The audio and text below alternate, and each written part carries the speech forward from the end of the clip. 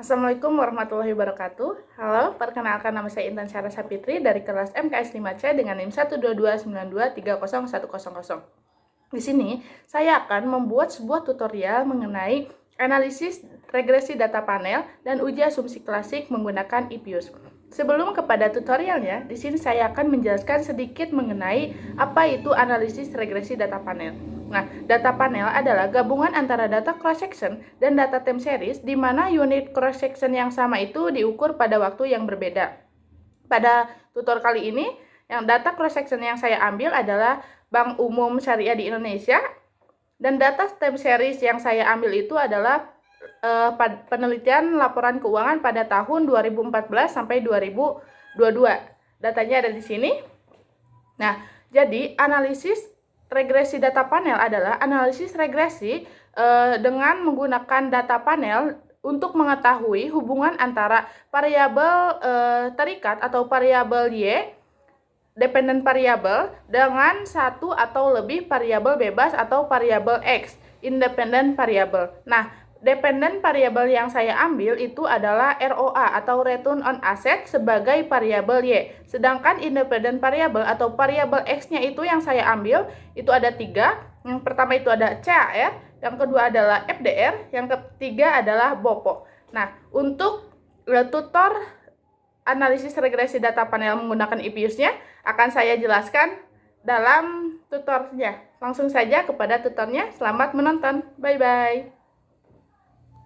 Baiklah, kita langsung saja ke dalam prakteknya. Pengolahan data panel itu terdapat beberapa teknik yang ditawarkan, yaitu ada model CEM atau Common Effect Model, yang kedua itu ada Fixed Effect Model atau FEM, dan yang ketiga itu ada Random Effect Model.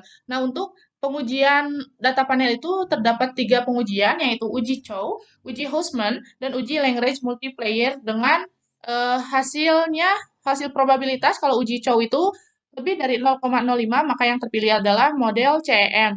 Ketika kurang dari 0,05, maka yang terpilihnya itu FEM. Sedangkan di uji Houseman, kalau yang terpilihnya itu kurang dari 0,05, maka yang terpilihnya adalah model FEM. Sedangkan kalau lebih dari 0,05, yang terpilihnya adalah REM.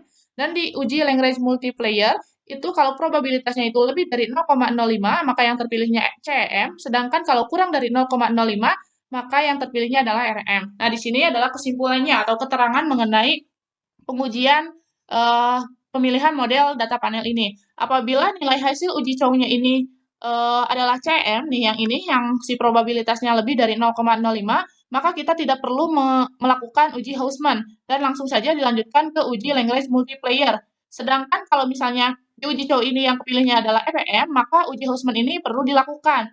Dan ketika di uji Houseman ini yang terpilihnya adalah FEM, maka uji Lagrange Multiplier ini tidak perlu dilakukan karena di uji Houseman ini udah terpilih EPM, di uji Chow ini udah terpilih EPM, sehingga itu udah terpilih model terbaik apa yang harus kita ambil. Nah, langsung saja ke dalam prakteknya. Yang pertama itu regresi data panel. Caranya itu kita buka IPUS, lalu kita klik File, klik New, klik Work File. Nah, di tipenya ini kita pilih data panel. Lalu start date-nya itu, time series-nya itu kan kita dimulai dari 2014, end date-nya itu diakhiri dengan 2022, number cross section-nya itu kan kita ada 4 Bank Umum Syariah, berarti kita klik 4 di sininya. Oke.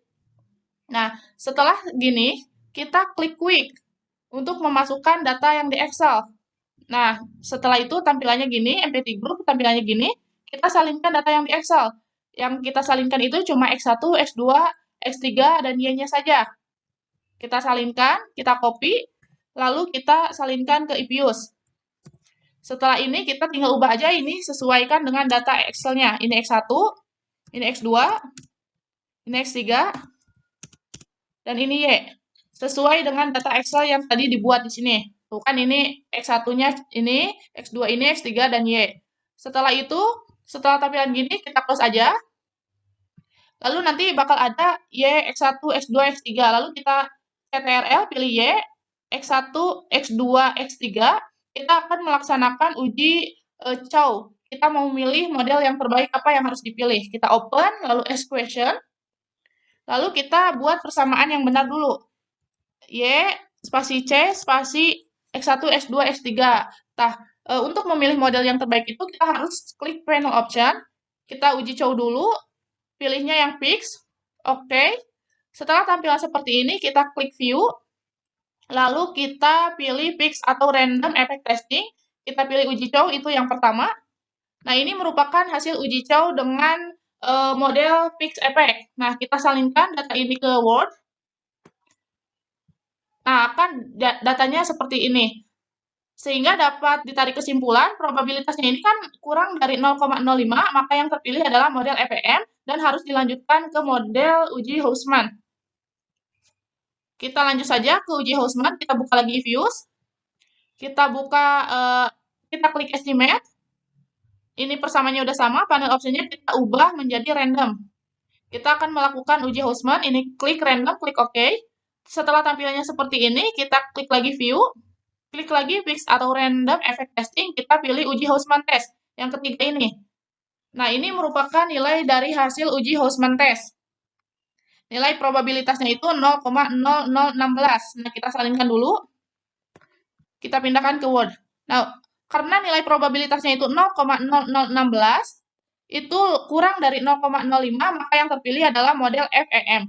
Sehingga kita dapat menarik kesimpulan, karena di uji cow dan uji Houseman-nya itu yang terpilih adalah model FEM, dengan probabilitasnya masing-masing kurang dari 0,05, maka uji Lagrange multiplier itu tidak perlu dilakukan. Sehingga kesimpulannya, model akhir yang terbaik yang dipilih adalah fixed effect model atau FEM, dan uji Lagrange multiplier itu tidak perlu dilakukan. Sehingga ketika kita mau pengujian uji asumsi klasik, uji hipotesis, kita sudah menemukan model akhir yang terbaik, yaitu FEM atau fixed effect model.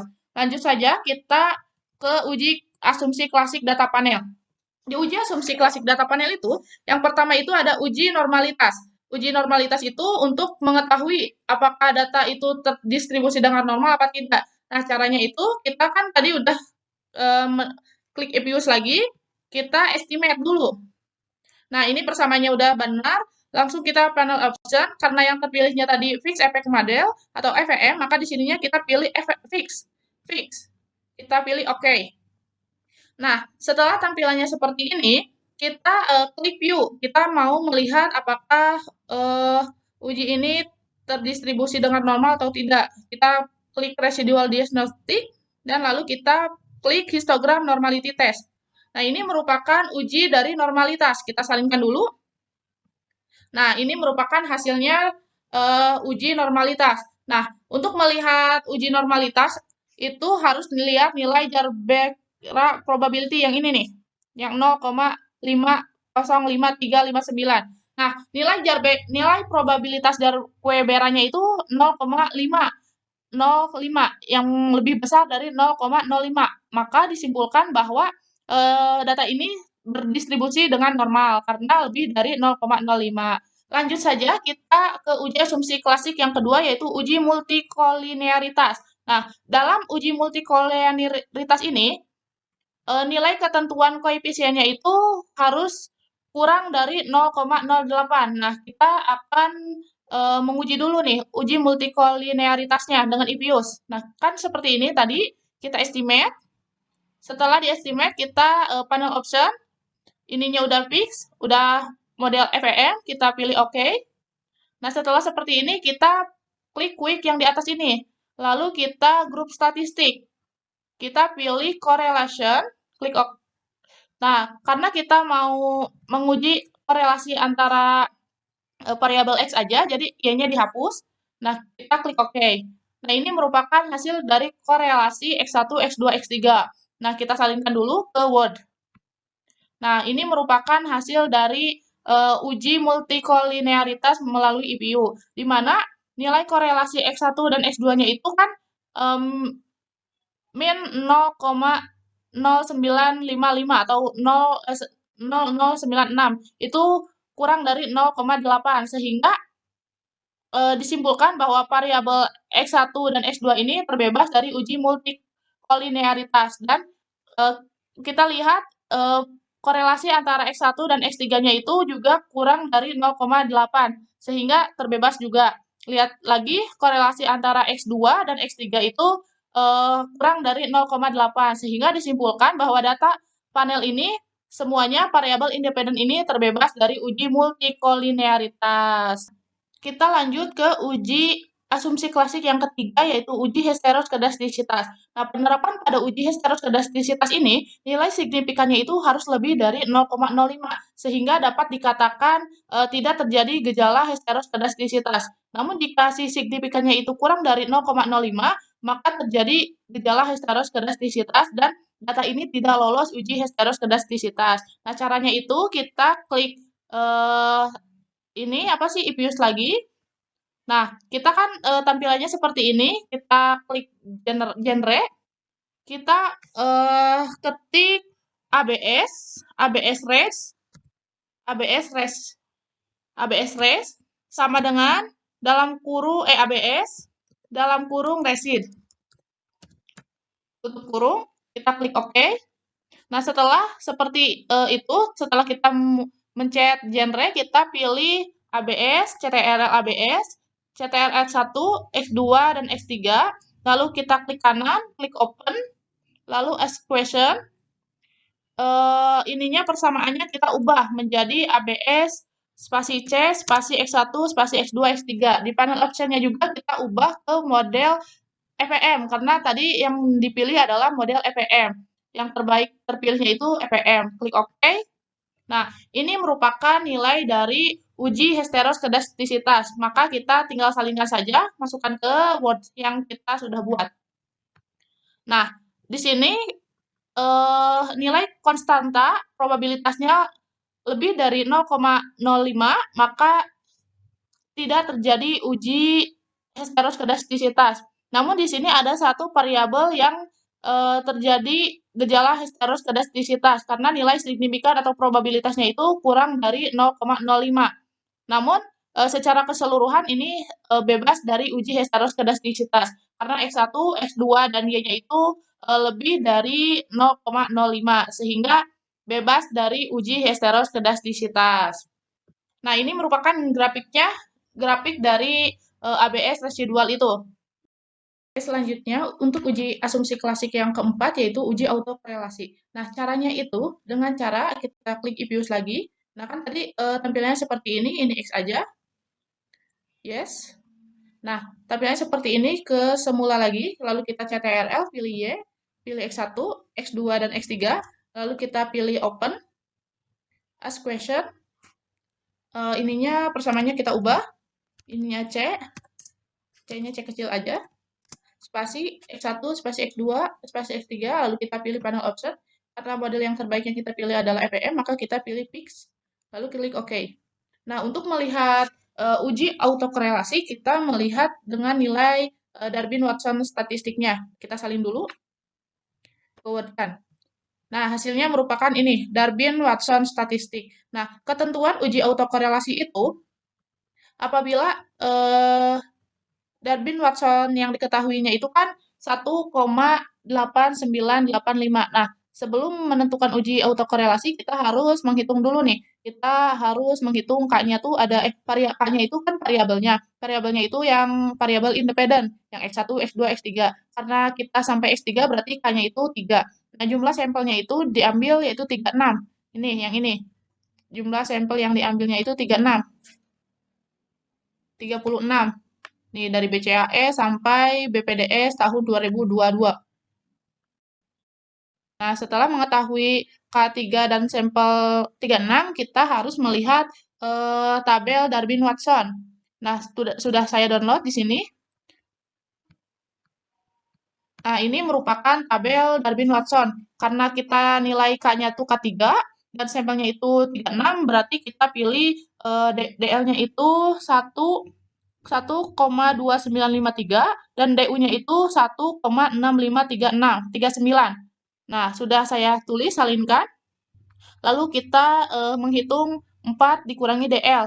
4 dikurangi nilai DL ini sama dengan 2,7047 dan 4 dikurangi DU. Nilai DU-nya itu kan 1,6539. Nah, nilai DU-nya itu 4 dikurangi DU-nya itu menjadi 2,3461. Sehingga interpretasinya itu DL-nya itu kurang dari DW.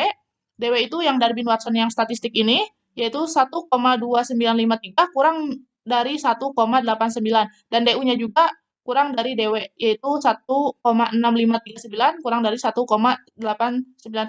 Karena DW-nya itu berada di antara DU dan 4 DU, 4 DU-nya kan lebih dari 1,89 yaitu 2,361 sehingga dapat ditarik kesimpulan tidak ada autokorelasi karena nilai DW ini berada dalam rentang DU kurang dari DW kurang dari 4 dikurangi DU. Maka model ini tidak menunjukkan adanya autokorelasi baik positif maupun negatif. Setelah kita uji autokorelasi, kita uji asumsi klasik berarti telah selesai dan semuanya lolos uji asumsi klasik. Yang terakhir yaitu uji hipotesis. Nah, untuk uji hipotesis itu ada uji T, uji F, dan uji determinasi. Nah, untuk uji T sendiri itu, jika uji statistik menunjukkan seberapa besar pengaruh satu variabel independen secara bersama-sama terhadap variabel dependen Y. Nah, keterangannya itu jika nilai T hitung itu lebih dari T tabel atau signifikannya itu kurang dari 0,05, maaf ini salah, maka H0 itu ditolak. Artinya H1 itu diterima yang berarti ada pengaruh antara variabel X dan variabel Y. Langsung saja kita ke uji T. Caranya itu kita klik Ipius. Ini X-an saja. Yes. Nah, karena kan kita udah pilih Y, X1, X2, X3, lalu kita klik Open, as question. Nah, datanya itu persamaannya kita harus ubah dulu. C-nya jadi di antara Y sama X1. Panel optionnya karena kita modelnya yang terpilih adalah EPM, maka di sininya fix. Kita pilih OK. Nah, ini merupakan nilai dari uji T, uji F, dan uji determinasi. Kita salingkan saja semuanya. Salingkan, OK. Nah, untuk uji T itu kita lihat tes statistik dan probabilitasnya. Ini untuk nilai probabilitasnya itu kurang dari 0,05 sehingga ada pengaruh yang secara signifikan. Namun untuk cara menghitung T-tabel itu kita harus menggunakan Excel dulu. Nah, langsung saja untuk menghitung T-tabel di Excel itu rumusnya itu ada sama dengan TINF dalam kurung probabilitas titik koma degree freedom. Nah, degree freedom di sampel ini kan ada jumlah sampelnya itu ada 36 dikurangi 2 berarti degree freedom-nya itu ada 34. Nah, kita buka Excel aja langsung. Nah, ini untuk T-tabel sama dengan TINF buka kurung probabilitasnya tuh yang ini titik koma yang ini 36 tutup kurung sama dengan. Nah, ini merupakan hasil dari T-tabel. Kita salingkan ke Word. Nah, ini merupakan T-tabelnya. Nah, sehingga dapat ditarik kesimpulan bahwa T hitungnya tuh kan ini nih, untuk ROA, CAR, FDR, BOPO-nya tuh T hitungnya tuh lebih gede, lebih besar daripada T tabelnya. Sehingga dengan nilai signifikannya itu kan pada kurang dari 0,05. Artinya H0-nya itu ditolak dan H1 diterima. Yang berarti bahwa variabel independen yang ini X, yaitu CAR, FDR, BOPO, variabel ini berpengaruh signifikan terhadap variabel Y, yaitu ROA. Untuk selanjutnya yaitu uji simultan atau uji F. Uji F ini menunjukkan seberapa besar pengaruh satu variabel independen X secara bersama-sama terhadap variabel dependen Y.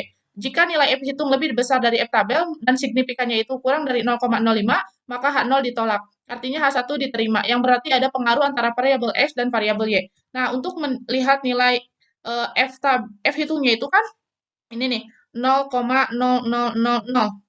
F tabelnya kita cari dulu, yaitu dengan rumus sama dengan F titik INF titik RT dalam kurung probabilitas degree freedom 1, degree freedom 2, di mana probabilitasnya itu 0,05, degree freedom satunya itu 31, yaitu hasil dari jumlah variabelnya itu kan X1, X2, X3, dan Y-nya itu kan 4, dikurangi 1 berarti 3, degree freedom-nya 2-nya itu ada jumlah sampel dikurangi jumlah variabel, yaitu sampelnya kan 36, dikurangi variabelnya ada 4, yaitu 32. Kita masukkan saja langsung ke Excel.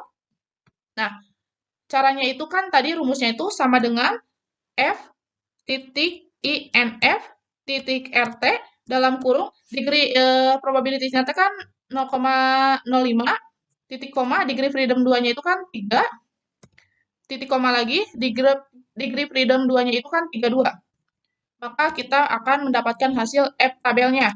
Nah, ini merupakan hasil dari F tabel 2,9011. Kita salingkan ke Word. F tabelnya itu 2,9011. Sehingga dapat ditarik kesimpulan bahwa F hitung itu lebih besar daripada F tabel.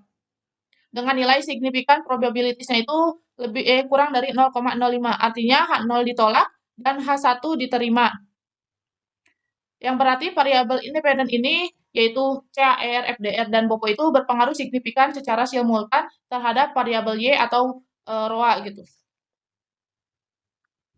Yang ketiga itu koefisien determinasi. Nah, untuk melihat koefisien determinasi itu yaitu yang ini nih, yang 0,96900. Nah, kan nilai adjust R squared-nya itu sebesar 0,96900 atau dipersenkan menjadi 96,900, yang berarti nilai koefisien determinasi tersebut menunjukkan bahwa variabel independen yang terdiri dari char, PDFDR, BOPO mampu menjelaskan variabel ROA pada Bank Umum Syariah di Indonesia sebesar 96,002%, sedangkan sisanya yaitu 3,0998 dijelaskan oleh variabel lain. Mungkin seperti itu untuk uji hipotesis, sehingga didapatkan persamaannya yaitu dari tadi yang ini nih, yang IPUS yang ini, hasil ini. Nah, koefisien ini bisa menjadi persamaan regresi data panel. Nah, ini merupakan datanya yang telah dimasukkan dan telah dibulatkan, di mana Y sama dengan ROA, X1 yaitu CAR, X2 FDR, dan X3 BOPO dengan nilai konstan seperti ini, sehingga diartikan jika CAR, FDR, dan BOPO bernilai 0, maka ROA diperkirakan sebesar 5,717. Yang ini berarti nilai ROA dasar gitu sebelum mempertimbangkan pengaruh dari variabel X1, X2, dan X3. Sedangkan koefisien satunya itu X1-nya itu 0,047, yang berarti setiap kenaikan pada CAR akan meningkatkan ROA sebesar 0,047 dengan asumsi variabel lainnya tetap. Ini menunjukkan bahwa CAR memiliki pengaruh positif terhadap ROA, di mana peningkatannya itu peningkatan kecukupan modal itu meningkatkan probabilitas yang diukur melalui ROA. Koefisien X2-nya itu kan 0,019, yang artinya setiap kenaikan satu FDR akan meningkatkan ROA sebesar 0,019 dengan asumsi variabel lainnya tetap. Artinya semakin tinggi FDR, kemampuan bank untuk menyalurkan dana ke pembiayaan, maka ROA juga cenderung meningkat. Dan yang terakhir itu koefisien X3-nya itu kan min 0,082, yang artinya setiap kenaikan satu pada BOPO akan menurunkan ROA sebesar 0,082 dengan asumsi variabel lainnya tetap. Ini menunjukkan bahwa BOPO memiliki pengaruh negatif terhadap ROA, di mana semakin tinggi rasio biaya operasional terhadap pendapatan operasional, maka probabilitas bank itu akan menurun, sehingga dapat disimpulkan bahwa CAR dan FDR itu memiliki pengaruh positif terhadap ROA. Artinya ketika bank memiliki kecukupan modal yang lebih tinggi dan lebih efisien dalam menyalurkan pembiayaan dari dana simpanan, maka bank cenderung lebih menguntungkan. Sedangkan ketika BOPO itu memiliki pengaruh negatif terhadap ROA, yang berarti peningkatan biaya operasional ini relatif terhadap pendapatan operasional, sehingga mengurangi probabilitas banknya. Mungkin sekian mengenai regresi data panel yang bisa saya sampaikan. Mohon maaf apabila banyak kekurangannya, apabila ada salah-salah katanya. Terima kasih. Wassalamualaikum warahmatullahi wabarakatuh.